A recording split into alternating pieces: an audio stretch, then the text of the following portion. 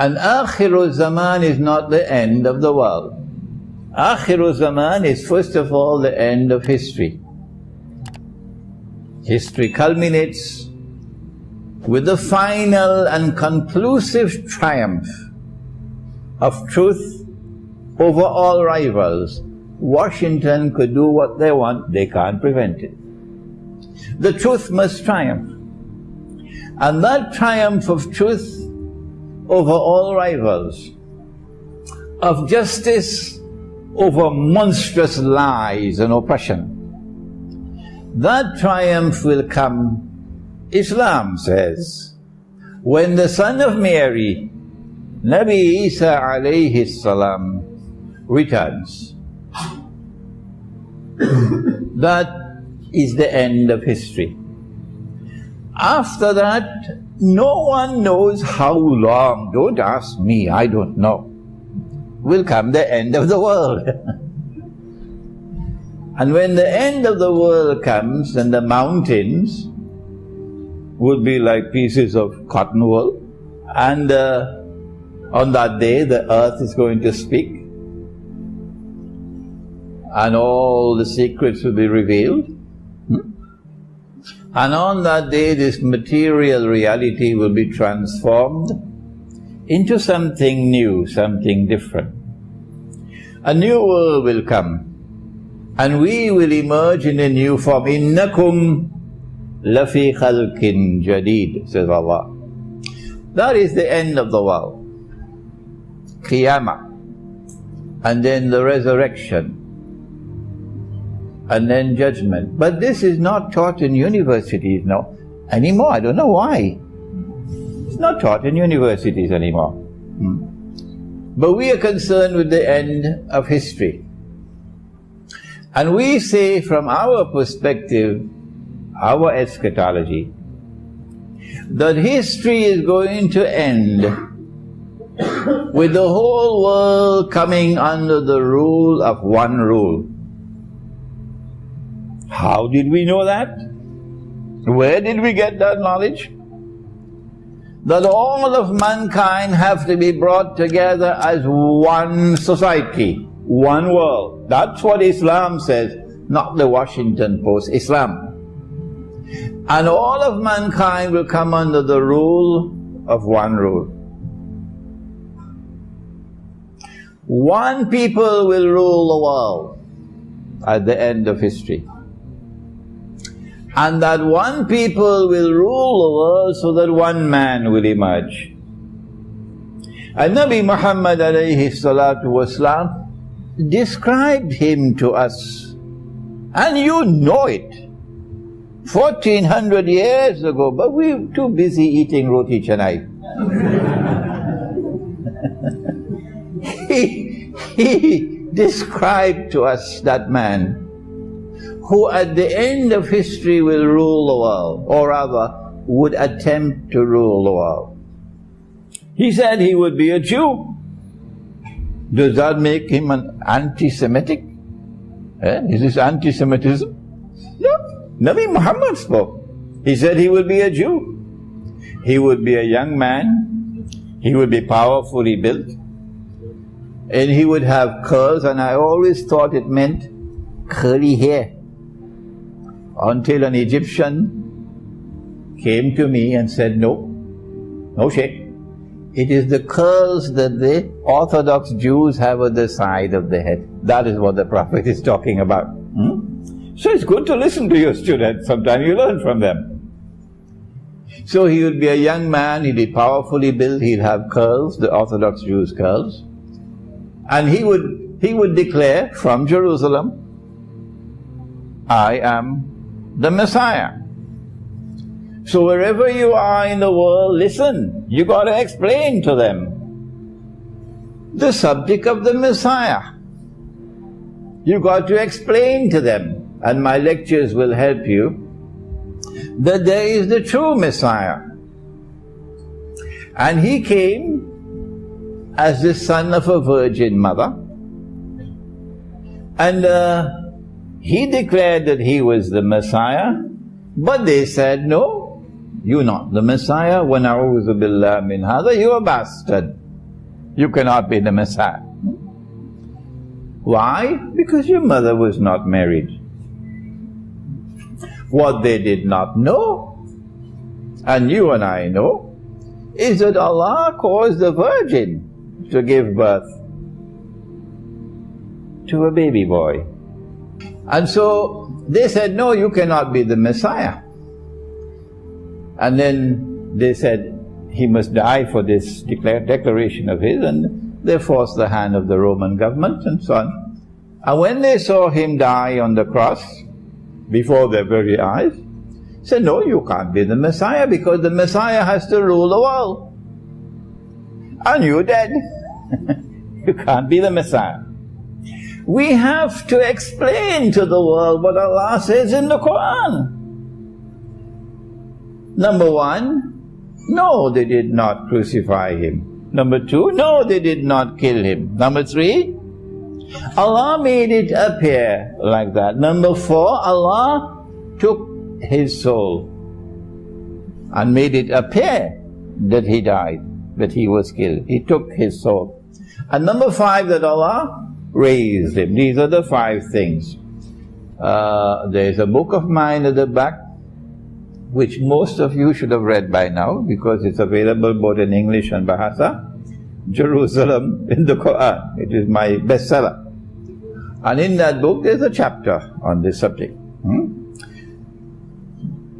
So he did not die. But Allah says, بَعْدَ أَعُوذُ بِاللَّهِ مِنَ الشَّيْطَانِ الرَّجِيمِ كُلُّ نَفْسٍ ذَائِقَةُ الْمَوْتِ. Every soul must taste death. So he has to come back. One day he's coming back. But Nabi Muhammad ﷺ explained that before he comes back, they are waiting for the Messiah because they rejected him. We are waiting for the Messiah to come back. The Christians are waiting for the Son of Mary to come back. They don't call him Messiah anymore. He's God. But the Jews say he was not the Messiah. And the Jews say, since Allah made a promise to send the Messiah, that promise must be kept. So they're waiting for the Messiah to come. And Islamic eschatology, more than any other eschatology in the world, explains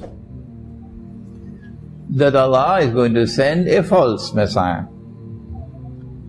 And that false Messiah is going to make all efforts to impersonate the true Messiah and to eventually rule the world from Jerusalem, ruling over all of mankind. That, unfortunately, also includes Russia. So you understand where we're heading now? That also includes Russia, if you have to rule the whole world. And that also includes China. That's bad news for them. And when he rules the world from Jerusalem, I don't think there'll be many people still alive by that time. In order to get there, he would have caused the destruction of 90% of mankind to reach there. But he has a PhD in deception. And he's known as Dajjal, the false Messiah. Islamic eschatology tells us a lot about Dajjal.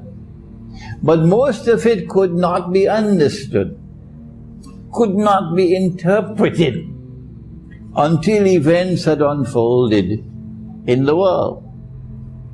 And it is because those events have now unfolded and are still unfolding, that the scholar who devotes attention to the subject, you have to study politics, you have to study economics, you got to master monetary economics, you got to study banking if you want to penetrate this subject, young man. You got to study history and the philosophy of history. You've got to study comparative religion. The Torah must be studied. The Quran must be studied. And you have to have the proper methodology to study. And then you'll be able to see the dots being put together, bringing the dots together, to understand. I began Jerusalem in the Quran with these questions. Is it by accident that 2,000 years after Allah expelled the Jews from the Holy Land? The Holy Land is not Makkah and Medina. The Holy Land is where the state of Israel is now squatting. That's the Holy Land, Palestine. Is it by accident that 2,000 years after Allah expelled the Jews from the Holy Land, put a ban on them that they could never return, until Gog and Magog are released and they spread out in all directions, that today, after 2,000 years, the Jews are back in the Holy Land and they have reclaimed it as their own? Is this by accident? If this is not by accident, then tell me what it is that explains it. We have our explanation. What is yours? Our explanation is that Dajjal is on his way to eventually arriving at the culmination of his mission of ruling the world from Jerusalem. 2,000 years after Allah destroyed the holy state of Israel, He sent a Babylonian army to destroy it. And then He sent a Roman army to destroy it. And if you read Surah Al-Isra, at the beginning of Surah Al-Isra, there are important lessons in political history. Political history at the beginning of Surah Al-Isra. 2,000 years after the holy state of Israel was destroyed, a state of Israel now exists. Is it by accident? Or is there an explanation for it? Shall we ask the New York Times for the explanation? Or what about CNN? Tell me, what is your explanation? Ask the universities. They are the bastions of knowledge. What is your explanation? Or is it just by accident? Israel was born just yesterday, 1948. And in this brief span of time, Israel now controls what you call the parliament, they call it the Congress, of the ruling state in the world, the United States of America. Every American politician knows that. The Zionists control Congress. You can't succeed as a politician in the United States if you criticize Israel. You're finished. Israel today is a superpower. Israel possesses nuclear weapons, thermonuclear weapons. Israel can destroy Europe. And Israel is now poised to replace the United States of America as the next ruling state in the world. Is this happening by accident? I want you to go and ask them this question. Don't just sit down and listen to my lectures and say, MashaAllah, and then go home and sleep. Go out there and ask them these questions. Is this happening by accident? And tell them, if all of this can be by accident, well then, a cow can also jump over the moon. Is that scholarship? This is our answer.